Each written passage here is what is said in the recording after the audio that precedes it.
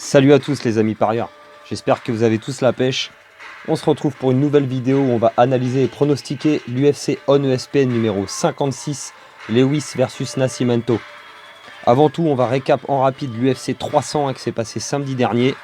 Si vous êtes nouveau sur la chaîne, n'hésitez pas à vous abonner les amis, à lâcher un petit pouce. Ça aide pour le référencement et ça fait plaisir, ça récompense le travail accompli. Vous pouvez retrouver tous les tickets gagnants des pronostics que je balance sur les réseaux sociaux. Les liens sont dans la description de la chaîne.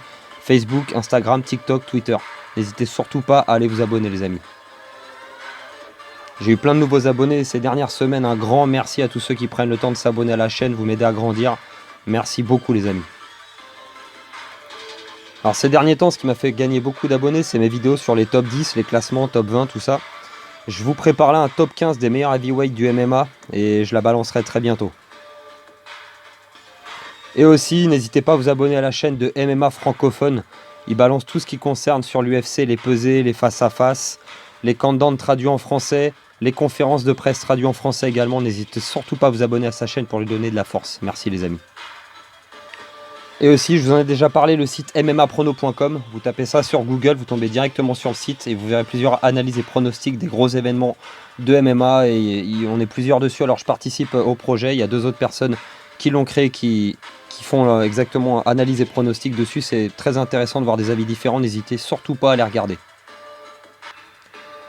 Et du coup, c'est parti, on récap l'UFC 301. On retrouvait 5 combats sur la carte principale de l'événement. En premier, en catégorie middleweight, on retrouvait Paul Craig contre Caio Borralho. Je vous avais conseillé de choisir le Brésilien. J'avais pas trop senti Paul Craig dans son dernier combat et j'ai eu raison. Il était un petit peu le menton à la fenêtre sur le striking. On sait que Paul Craig, il progresse, voilà, mais c'était vraiment difficile. Il a essayé plusieurs fois d'emmener Borralho au sol, mais il n'a pas réussi à l'emmener ou même à l'y maintenir, ne serait-ce que 30 secondes. Et au final, lui, Borralho, il a continué à striker jusqu'au 2e round où il a fini par toucher durement Paul Craig au visage. Il l'a envoyé au tapis, il l'a terminé par KO au 2e round. Donc j'ai eu bon sur le premier pronostic.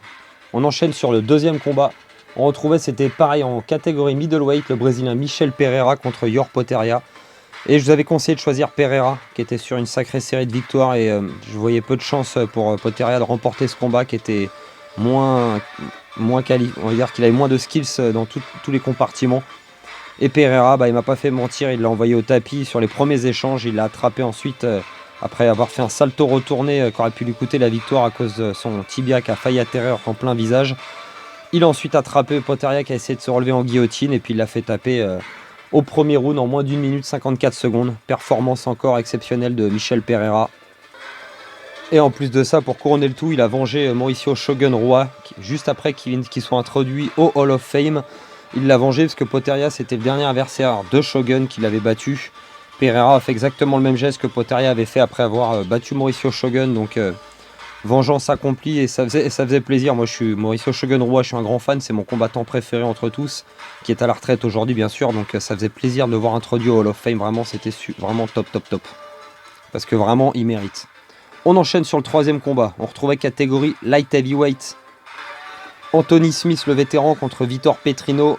Et je vous avais conseillé de choisir le Brésilien. Je voyais peu de chance pour Smith de gagner ce combat. Sa cote était pas mal pourtant, mais Petrino qui était invaincu et qui était, voilà, on va dire sur une bonne série de victoires vu qu'il est invaincu. Et le striking pour Smith, ça me paraissait difficile. Pourtant, en plus, Petrino a pas trop mal commencé. Le combat se déroulait pas trop mal. Aucun des deux avait encore vraiment pris l'ascendant. Je sais pas pourquoi il s'est jeté dans les jambes comme ça. Il a essayé de lutter et il s'est fait attraper en guillotine. Et Smith a eu le temps de placer les crochets avec ses jambes. Petrino a fait l'erreur de se jeter au sol pour essayer de le slammer par terre. Mais la prise était déjà assurée. Et puis voilà, il a été obligé de taper. Tout ça au premier round en à peine 2 minutes. Donc là, je vous avais conseillé le Brésilien Petrino. Je me suis planté. La grosse cote à aller chercher, c'était Anthony Smith. Mais sincèrement, aller choisir Anthony Smith avant le combat, fallait être costaud.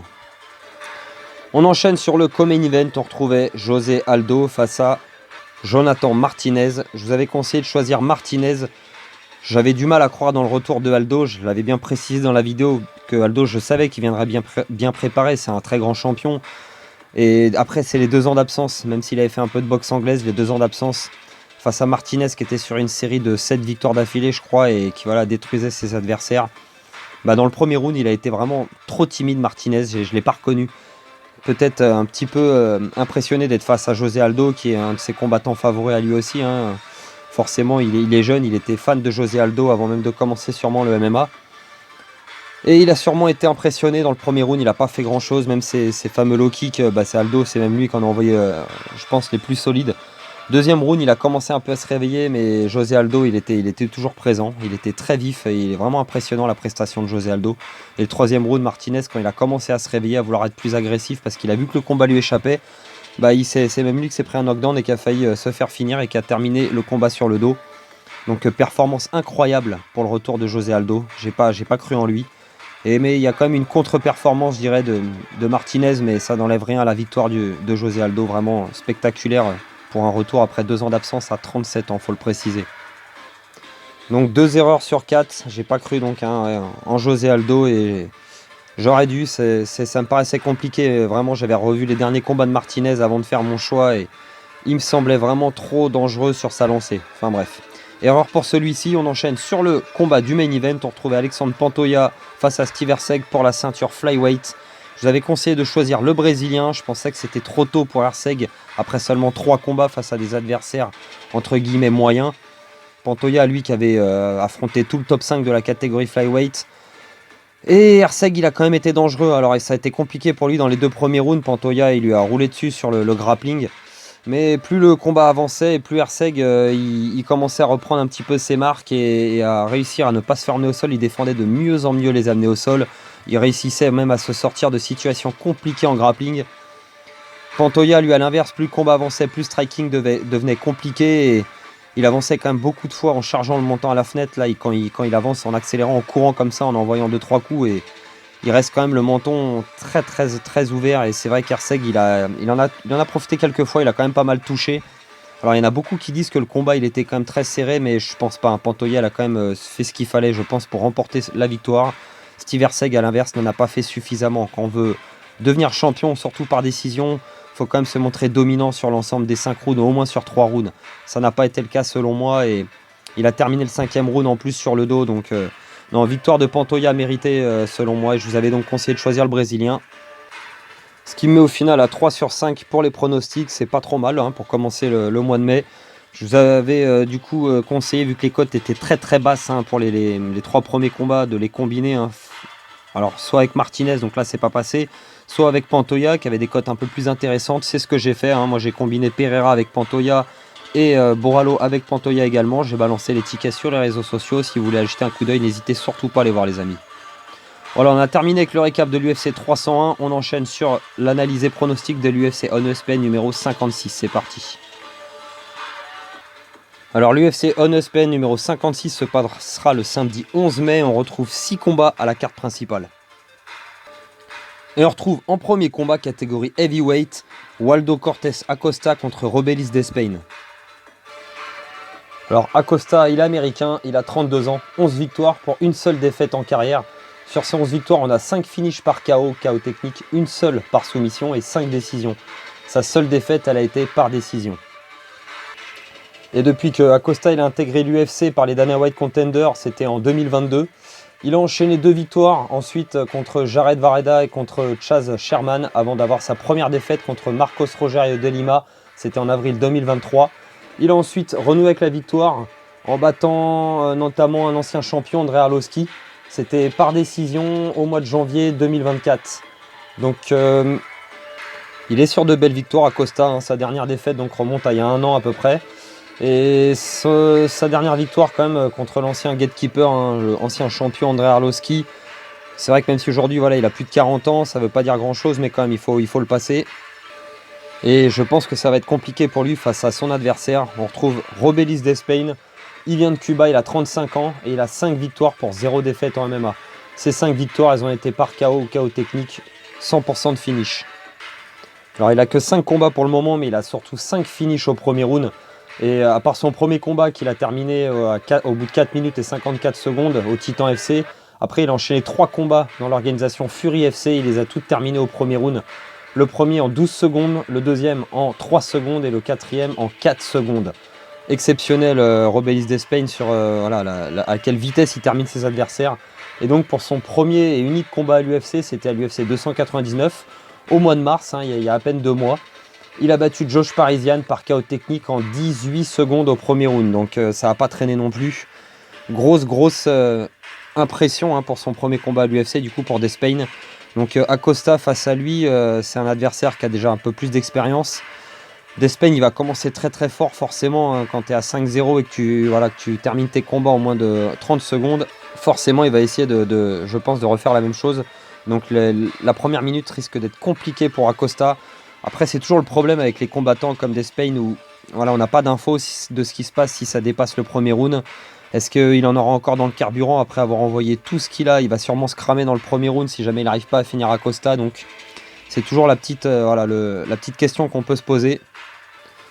Pour ce qui est des cotes, on retrouve Rebellis nettement favori avec une cote à 1,46 et une cote à 2,53 pour Acosta. Je vous conseille donc de choisir Despain, les amis. Je pense qu'il peut terminer Acosta comme il l'a fait dans le premier round. Il va attaquer très fort. De toute façon, c'est ce qu'il va chercher à faire. Et si ça passe pas, ça pourrait être compliqué pour lui dans le deuxième, peut-être et troisième round éventuellement. Après, il a 35 ans, mais c'est un poids lourd. Donc bon. Je pense quand même que voilà, ça vaut le coup de tenter Despain, Acosta. Je suis pas certain qu'il survive à ce premier round. Donc on reste sur Rebellis Despain. On enchaîne sur le combat suivant. On retrouve ensuite un combat catégorie featherweight, Alex Caceres contre Shug Woodson. Alex Caceres, il est américain, il a 35 ans, 21 victoires pour 14 défaites. Sur ces 21 victoires, on retrouve 4 victoires par KO, 7 par soumission et 10 décisions. Sur ces 14 défaites, une seule par KO, 7 par soumission et 6 décisions. Alors Alex, c'est vraiment un vétéran à l'UFC, il est là depuis très longtemps. Sur ses 9 derniers combats, il est quand même sur 7 victoires, même si son dernier combat, c'est une défaite par décision contre Giga Chikadze. C'était au mois d'août 2023. Avant ça, il avait enchaîné 2 belles victoires contre Daniel Pineda et Julian Erosa. Les deux, un par décision et un par finish par KO technique contre Erosa. C'était en 2023 et décembre 2022. Il avait eu une défaite contre Sodiq Youssouf par décision au mois de mars 2022. Et avant ça, il avait enchaîné donc 5 victoires d'affilée. Face à, par exemple, Kevin Croom ou Austin Springer, il avait enchaîné plusieurs victoires par soumission. Alex Caceres, il est assez complet, hein. Il est très fort debout, il vient du taekwondo, son petit défaut, ça pourrait être la lutte, hein. Voilà, il est assez fin pour la catégorie, assez long, et quand il peut avoir tendance à se retrouver sur le dos et se faire dominer. Alors il est capable de soumettre également, mais c'est ce qui explique son parcours en dents de scie. Voilà, il lui manque quand même quelques compétences en lutte pour pouvoir faire face au top niveau de la catégorie. Et il va avoir un adversaire compliqué à la personne de Shug Woodson. Il est américain, il a 31 ans, 11 victoires pour une seule défaite en carrière. Sur ces 11 victoires, il a 3 victoires par KO technique, une par soumission et 7 décisions. Sa seule défaite, elle a été par soumission. Donc Woodson, il a intégré l'UFC en 2019 par les Dana White Contender avec une victoire contre Terence McKinney. Il a enchaîné ensuite une victoire en 2019 et il a eu sa première défaite donc et unique défaite à l'UFC, donc contre Julian Erosa en juin 2020. Il a enchaîné ensuite plusieurs victoires, dont aussi également un match nul, un draw contre Luis Saldana à l'UFC 278. Sa dernière victoire, c'est une victoire par décision split decision contre Charles Jourdain à l'UFC 297. Je pense que Woodson devrait s'en sortir en évitant le striking avec Caceres. S'il essaie de lutter contre la cage pour le fatiguer, il pourrait aller chercher une victoire par KO technique ou essayer de travailler en lutte au sol. Je vois quand même plus une chance pour Woodson de remporter la victoire. On retrouve favori Woodson avec une cote à 1,46 et une cote à 2,53 pour Caceres. Alors déjà 35 ans chez les featherweight, Caceres il a beaucoup de combats à son actif quand même. Je pense que Woodson devrait tirer son épingle du jeu et peut remporter ce combat par décision en coinçant Caceres contre la cage, en évitant le striking et en luttant un maximum. Donc je vous conseille de choisir Woodson. Alors attention, un Caceres pourrait quand même nous sortir une soumission, c'est possible, il l'a déjà fait. Il a ses chances, mais je pense que c'est trop risqué de le choisir. Je vous conseille donc de choisir Sean Woodson, c'est pour moi le choix le moins risqué. On enchaîne sur le combat suivant, les amis. On retrouve ensuite en troisième combat, catégorie lightweight, le Brésilien Diego Ferreira contre Mateus Rebecki. Alors Ferreira, il est brésilien, il a 39 ans, 18 victoires pour 5 défaites en carrière. Sur ces 18 victoires, on retrouve 4 finishes par KO technique, 7 soumissions et 7 décisions. Ces 5 défaites, elles ont été toutes... ah non, pardon, excusez-moi, il y a 3 défaites par KO technique et 2 par décision. Alors le Brésilien, c'est un vétéran de l'UFC, hein, il est là depuis 2014, ça fait 10 ans qu'il a signé à l'UFC. Il avait eu 2 défaites d'ailleurs à l'époque contre des gros noms comme Beneil Dariush ou Dustin Poirier en 2014 et en 2015. Et il avait battu pour son tout premier combat Ramsey Nijem.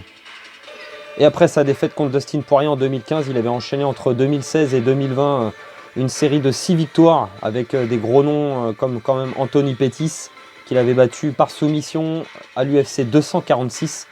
Et après ça, il a eu le droit à une revanche contre Beneil Dariush, mais il s'est à nouveau incliné par split decision cette fois-ci, c'était en février 2021. Et après cette défaite, il a enchaîné 2 autres revers face à Gregor Gillespie et face à Mateusz Gamrot, les 2 par KO technique et les 2 en 2021. Après ça, il avait pris une longue pause et on ne l'avait pas revu jusqu'au mois de mai 2023 où il a battu Michael Johnson par KO au 2e round à l'UFC Fight Night 223.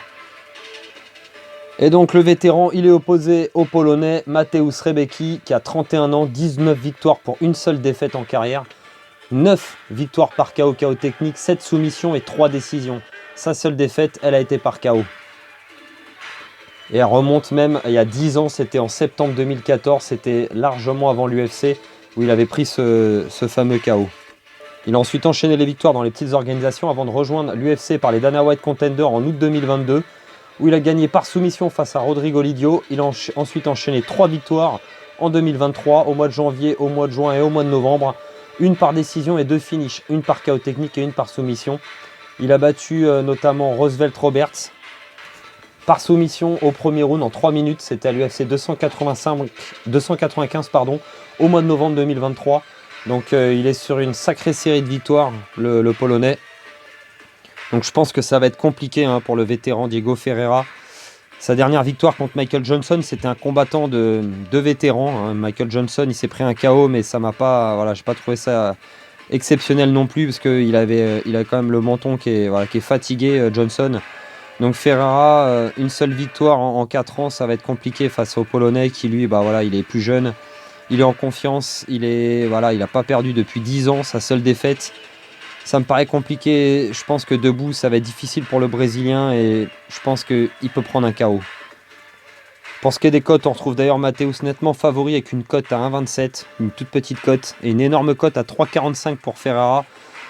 Sincèrement, la cote est intéressante, mais la victoire de Ferreira, elle est difficile à aller chercher face à un combattant qui a une seule défaite il y a 10 ans par KO, et le Polonais, il est solide, c'est un rock. Je pense que Ferreira va se faire finir. Je ne le vois même pas aller jusqu'au bout et perdre par décision. Je pense qu'il va prendre un KO. Je vous conseille donc de choisir le Polonais, les amis. Sa cote est trop basse pour un pari simple, mais elle ira très bien sur un combiné ou sur le combiné total des 6 combats. On enchaîne sur le combat suivant. On retrouve ensuite un combat dans la catégorie Light Heavyweight, Alonzo Menifield face à Carlos Ulberg. Menifield, il est américain, il a 36 ans, 15 victoires pour seulement 3 défaites en carrière. 10 finishes par KO technique, 3 par soumission et 2 décisions. Beaucoup de finishes pour Menifield. Sur ses défaites, 1 par KO et 2 par décision. Menifield, il est à l'UFC depuis longtemps, il a signé en 2018 après les Dana White Contender. Il a enchaîné 2 belles victoires, dont une contre Paul Craig qu'il avait battu par KO. C'était le premier à battre Paul Craig qui était invaincu à cette époque-là encore, l'Écossais. Et après ça, il a enchaîné 2 revers Menifield, 2 défaites en 2020, dont une contre Ovis Saint-Preux par KO. Il avait enchaîné ensuite 2 belles victoires en 2021 avant de perdre par décision contre William Knight. Depuis, il n'a pas perdu depuis 2021. Sa dernière défaite, c'était contre William Knight justement. Ensuite, il a enchaîné des victoires contre Askar Mokarov. Il a fait un match nul contre Jimmy Crute, donc ils ont fait une revanche en 2023. Cette fois-ci, il a battu par soumission au 2e round. Et son dernier combat, c'est une victoire par décision unanime contre Dustin Jacoby au mois de décembre 2023 à l'UFC 296. Où Menifield, il avait roulé sur Jacoby. Je me souviens du combat. La décision unanime, elle n'était pas volée. Donc très solide, Alonzo Menifield. Beaucoup d'expérience, peu de défaites, beaucoup de finish sur ses victoires. C'est vraiment un combattant très solide. Face à lui, Carlos Ulberg, qui vient de Nouvelle-Zélande. 9 victoires pour une seule défaite en carrière. 6 finishes par KO technique, 1 par soumission et 2 décisions. Et sa seule défaite, elle a été par KO. Alors Ulberg, il vient du kickboxing, il a une grosse carrière en kickboxing avant d'avoir fait du MMA. Mais il s'est mis au MMA il y a déjà presque 8 ans, hein, c'était en 2016 je crois, il avait commencé par les petites organisations. Il a rejoint l'UFC par les Dana White Contender en 2020. Il a ensuite eu donc sa seule défaite par KO qu'il a subi contre Kennedy Zenshoku. C'était au mois de mars 2021. Et depuis ça, il a enchaîné donc 5 victoires avec notamment des finishes contre Poteria qu'il a battu par KO au mois de mai 2023. Et son dernier combat, c'est une victoire contre Da Wook Jung qu'il a battu en septembre 2023 par soumission au 3e round. Donc beaucoup de finishes sur ses combats, sur ses dernières victoires. Hein. Il a battu également Tafon Nchukwi en 2022 par KO technique également. Donc Carlos Ulberg, il a bien réussi sa transition du kickboxing vers le MMA. Il est capable de soumettre, hein, comme il a montré à son dernier combat également. Il s'entraîne beaucoup au sol forcément. Ça va être un combat compliqué celui-ci à pronostiquer parce que les deux ils sont quand même très solides. Menifield il a aussi il a de la puissance dans les poings, il a du power punch, il est capable d'éteindre la lumière. Ulberg, bon, je pense qu'il sera avantagé debout forcément, il vient du kickboxing, il aura plus d'avantages que Menifield. Mais attention à Alonso qui est quand même très très rapide, même pour son âge, hein, il est très vif. Il est capable voilà, de taper très très rapidement au visage, ça peut tomber des coups très puissants. Ulberg après il a beaucoup d'expérience comme je le dis en kickboxing, donc normalement il devrait avoir l'avantage en striking. Et Menifield il pourrait bien être capable d'emmener Ulberg au sol et de le tabasser, d'essayer de le tabasser ou même de le soumettre hein, comme il a fait contre Jimmy Crute. C'est une solution pour lui je pense de toute façon parce que le striking va vraiment être compliqué. Ulberg lui il va essayer de ne pas se faire emmener au sol et de rester debout et d'aller chercher le KO. Donc c'est un combat vraiment pas simple à pronostiquer. Pour ce qui est des cotes, on retrouve Carlos Ulberg nettement favori avec une cote à 1,36. C'est une grosse cote à 2,92 pour Menifield. Ah, elle est intéressante, la cote à 2,92, ça donne envie de la tenter. Après, Ulberg, ouais, en striking, je pense quand même que ça va être compliqué hein, pour Alonso du coup. Et c'est peut-être risqué. C'est tentant, parce qu'elle est vraiment intéressante à 2,92. Ça pourrait être la grosse cote qui va rentrer la semaine prochaine. Mais ça reste assez risqué. Après, je vais rester sérieux, hein. Je vous conseille quand même de choisir Carlos Ulberg, les amis, parce que j'ai pris beaucoup de risques au mois d'avril et le score des résultats du mois d'avril a été assez moyen. Donc, je suis quand même 50-50 sur ce combat. Hein. Je vois des victoires possibles pour Menifield. Mais je vous conseille de choisir Carlos Ulberg. Je pense que c'est le choix le moins risqué. Surtout que le combat suivant, on a une cote intéressante à prendre. Donc voilà, pour celui-ci, je ne vais pas prendre de risque. On enchaîne donc sur le combat suivant. On retrouve en co-main event catégorie welterweight Joaquin Buckley contre Nursulton Ruziboev. Alors Buckley il est américain, il a 30 ans, 18 victoires pour 6 défaites en carrière, 13 victoires par KO technique, aucune soumission et 5 décisions. Pour ses défaites, il a perdu 4 fois sur 6 défaites, il a perdu 4 fois par KO technique et 2 fois par décision. Alors Buckley il avait intégré l'UFC avec une première défaite contre Kevin Holland en 2020. Mais ensuite, il avait battu Impa Kasaganek par KO en 2020 également au mois d'octobre et obtenu le KO de l'année 2020 avec ce coup de pierre tourné de ninja spectaculaire. Ensuite, il avait enchaîné une victoire contre Jordan White en 2020 toujours et une défaite contre Alizio Di Chirico en 2021 au mois de janvier. Il avait ensuite enchaîné 3 victoires dont un split decision contre Abdulrazak Al-Hassan mais un KO technique contre Albert Duraev.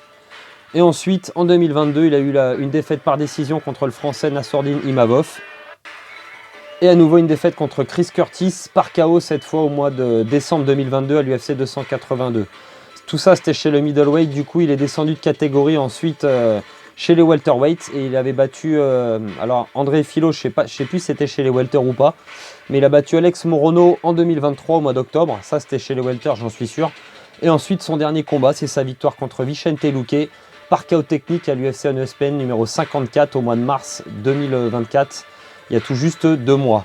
Mais moins que ça puisque c'était le 30 mars, donc ça fait à peine un mois qu'il a combattu. Alors sa dernière victoire contre Vicente Luque était impressionnante, mais j'ai trouvé moi que dans ce combat, Vicente Luque il était quand même à côté de ses pompes. Donc cette fois-ci, Joaquin Buckley il est opposé à Nursulton Ruziboev, qui vient d'Ouzbékistan. 34 victoires pour 8 défaites en carrière, il a 30 ans. Sur ces 34 victoires, on a 12 victoires par KO technique, 20 par soumission et seulement 2 décisions. C'est vraiment énorme. Sur 32 victoires par finish. Sur ces 8 défaites, une par KO, une par soumission et 6 par décision. Donc très difficile à finir également Ruziboev. Savoir qu'il a commencé le MMA il y a 10 ans, hein, Nursulton, et il a enchaîné en 10 ans, depuis 2014, 42 combats. Donc c'est quand même exceptionnel, hein, il a pas chômé. Et il est à l'UFC pourtant, malgré cette grosse carrière, il est à l'UFC que depuis 2023. Il a eu un premier combat à l'UFC ONESP numéro 48 où il a battu Bruno Ferreira par KO au premier round. Et une deuxième victoire à l'UFC ONESP numéro 54 où il a battu Cédric Esdoumas par KO technique au premier round également. Donc 2 combats à l'UFC, 2 finishes au premier round. Savoir que du coup s'il a intégré l'UFC que récemment, il a parcouru toutes les petites organisations, il a raflé des ceintures dans beaucoup de petits orgas. Donc il était temps qu'il arrive à l'UFC parce que c'est quand même un gros talent. Et donc 2 victoires pour l'instant avec 2 finishes spectaculaires au premier round, les deux par KO technique. Impressionnant Ruziboev. Joachim Buckley, je pense que ça va être difficile. Il est devenu beaucoup plus sérieux et il progresse Buckley que dans ses premiers combats, il se livre moins. On l'a vu hein, contre Vicente Luque, il est beaucoup plus patient, il attend vraiment les bons moments pour lui pour avoir son moment fort. Contre Ruziboev, je pense que ça va être compliqué et je pense qu'il n'aura pas les compétences pour faire face à Nursulton et ça risque de partir au sol. Nursulton, après, il a aussi hein, voilà, le power dans les points, il est capable de finir et Buckley, même s'il a progressé, comme je le dis, je pense qu'il il est moins compétent que son adversaire et ça me paraît difficile pour lui de remporter la victoire. Et pourtant, on va voir les cotes. On retrouve un Buckley favori avec une cote à 1,64. Il n'y a pas énormément d'écart. Ruziboev, il a une cote à 2,15. Et je pense qu'il est capable de remporter ce combat. Donc la cote, elle est assez intéressante. Alors il faudra faire attention, Buckley, il a aussi les armes bien sûr pour gagner ce combat. Hein. Et comme je l'ai dit juste avant, il a nettement progressé. Il se jette moins qu'avant, il est plus patient. Il a un striking assez solide quand même. Il a une bonne boxe, même s'il est un petit peu plus lent sur les combinaisons. C'est plutôt sur un couloir qu'il est capable de finir les combats. Mais il peut nous sortir aussi des dingueries, hein, comme il l'avait fait avec son coup de pierre tourné, le KO de l'année 2020. Mais je vois quand même plus les chances pour Ruziboev d'aller chercher la victoire. Je pense qu'il est quand même nettement plus complet que Buckley. Donc je vois cette cote à 2,15 vraiment intéressante. Donc je vous conseille de choisir Ruziboev les amis. C'est un petit peu risqué parce qu'il a nettement moins d'expérience à l'UFC que Joachim Buckley. C'est pour ça qu'il part pas favori. Hein. Joachim Buckley, il est là depuis beaucoup plus longtemps. Il a affronté des combattants très solides à l'UFC. Mais bon, c'est dans les welterweight, nouvelle catégorie pour Buckley. Ça fait que ce sera son 3e combat seulement dans cette catégorie depuis 2023. Donc je vous conseille, voilà, tenter Ruziboev, la cote à 2,15, elle est intéressante. Il a les armes pour remporter ce combat et je pense qu'il peut le faire. On enchaîne sur le dernier combat et main event, c'est parti. Et on retrouve enfin catégorie heavyweight, le main event, Derrick Lewis contre Rodrigo Nascimento. Derrick Lewis, il est américain, il a 39 ans, 27 victoires pour 12 défaites, 22 finishes par KO technique, une seule par soumission et 4 décisions. Pour ses défaites, 7 par KO technique, 2 par soumission et 3 par décision. Alors Lewis, c'est encore un vétéran, hein, c'est l'UFC des vétérans. Il est à l'UFC depuis 10 ans, depuis 2014, où il avait enchaîné des belles victoires. Il avait eu après une défaite contre Mitrione ou contre Sean Jordan, où il avait perdu par KO en 2014 et en 2015. Mais il a enchaîné des belles victoires, comme notamment le vétéran à l'époque, Gabriel Gonzaga. Mais il avait battu des plus gros noms aussi, comme Roy Nelson en 2016 par split decision, ou Travis Brown par KO en 2017. Il avait perdu ensuite par KO technique contre Mark Hunt. Mais bon, Mark Hunt contre Derrick Lewis, à l'époque, c'était le combat des cogneurs. Et Mark Hunt, il avait un menton beaucoup trop solide. Et après cette défaite contre Mark Hunt, il avait enchaîné des belles victoires par KO contre Marcin Tybura, par décision contre Francis Ngannou dans un des combats les plus chiants de l'histoire de l'UFC en juillet 2018, et une superbe victoire contre Alexander Volkov qu'il avait battu par KO à la toute fin du 3e round après avoir été dominé sur l'ensemble du combat. Ça lui avait donné une chance pour le titre contre Daniel Cormier à l'époque en 2018, mais il avait perdu par soumission. Il avait ensuite perdu en 2019 par KO technique contre l'ancien champion Junior Dos Santos. Et après cette défaite contre Dos Santos, il avait enchaîné 4 victoires d'affilée contre Blagoy Ivanov, Ilir Latifi, Alexei Oleinik ou même Curtis Blade par KO. Contre Curtis Blade, c'était un KO spectaculaire au 2e round. Il avait eu une chance pour la ceinture intérim contre Cyril Gane. Il avait perdu par KO technique à l'UFC Paris au mois d'août 2021. Ah non, c'était, pardon, excusez-moi, l'UFC 265. C'était pas du tout l'UFC Paris, je vous dis une connerie. Et après, il avait enchaîné une victoire après sa défaite contre Gane, contre Chris Daukaus à l'UFC 199. au mois de décembre 2021. Pour ensuite enchaîner 3 grosses défaites contre le top de la catégorie, Tai Tuivasa, Sergei Pavlovich et Sergei Spivak. Il a perdu les 3 combats par finish. Il a ensuite retrouvé le chemin de la victoire à l'UFC 291 en mois de juillet 2023 avec une super victoire par KO technique en 33 secondes contre Marcos Rogério de Lima avec son superbe coup de genou sauté dès l'entame du combat.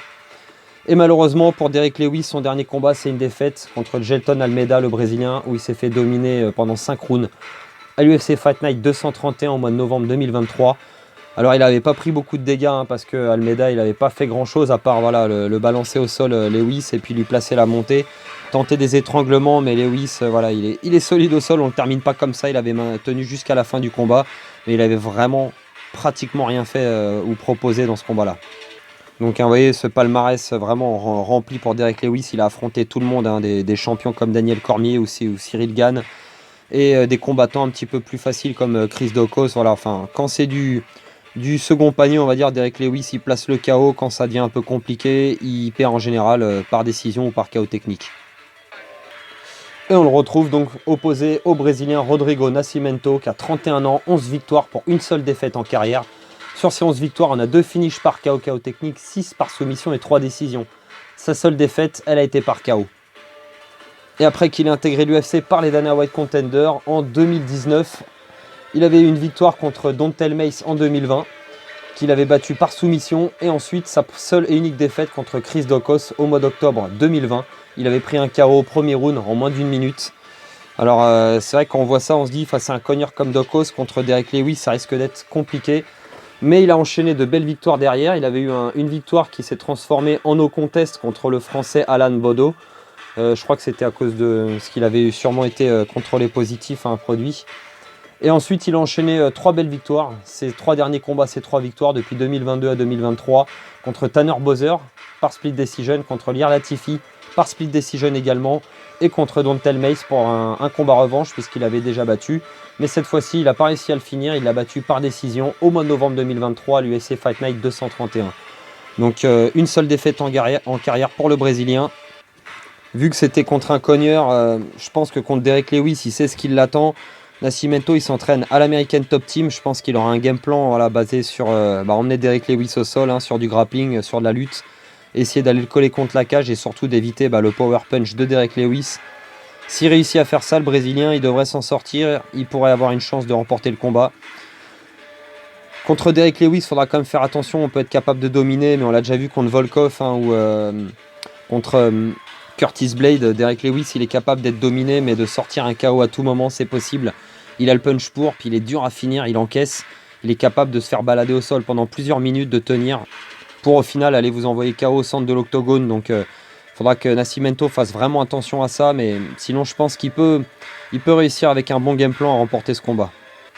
Pour ce qui est des cotes, on retrouve d'ailleurs Derek Lewis favori, avec une cote à 1,64 et une cote à 2,15 pour le Brésilien. C'est quand même assez étonnant. Alors il n'y a pas énormément de différence entre les deux, mais j'aurais pensé que le Brésilien serait favori. Du coup sa cote à 2,15 elle est assez intéressante. Alors il faudrait vraiment qu'il fasse attention au KO, mais je pense qu'il peut remporter ce combat contre Derek Lewis. Il a plus de compétences au sol. Il est capable, je pense, d'emmener Derek Lewis au sol et peut-être de l'y maintenir. Alors de le finir, je sais pas, parce qu'aller attraper le coup de Derek Lewis, s'il tient son dos et d'aller l'étrangler, c'est pas facile. Il faut s'appeler Daniel Cormier et vraiment être vraiment très très fort en soumission. Rodrigo Nascimento, il a quand même 6 victoires par soumission, dont 2 il me semble par étranglement arrière. Donc il peut le faire, c'est possible. Je pense qu'il a la capacité de soumettre Lewis. Je vous conseille du coup de choisir le Brésilien. Il faudra juste qu'il évite le KO. Mais je pense qu'il peut s'en sortir. Il peut aller chercher la victoire par finish. Ou par décision, mais bon, c'est un 5 rounds, c'est des poids lourds, donc il y a peu de chance, à mon avis, que ça aille au bout. Voilà, on en a terminé avec l'analyse et pronostic de cette UFC On ESPN numéro 56. Voilà les amis, j'espère que ces pronostics vont être bonnes. L'UFC donc se passera samedi prochain, le 11 mai. Quant à nous, on se retrouvera la semaine prochaine pour une prochaine vidéo d'analyse et de pronostic pour l'UFC Fight Night 241, où on aura en tête d'affiche Barboza versus Murphy. Et je vous balancerai normalement cette semaine la vidéo du top 15 des plus grands heavyweights de l'histoire du MMA. N'hésitez pas à vous abonner si la vidéo vous a plu pour donner de la force les amis, à lâcher un petit pouce, à me retrouver sur les réseaux sociaux pour aller vous abonner et me donner de la force.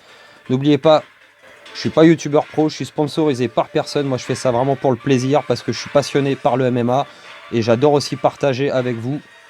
Donc n'hésitez pas à mettre un commentaire pour donner votre avis. C'est toujours un réel plaisir de vous répondre et d'échanger avec vous, les amis.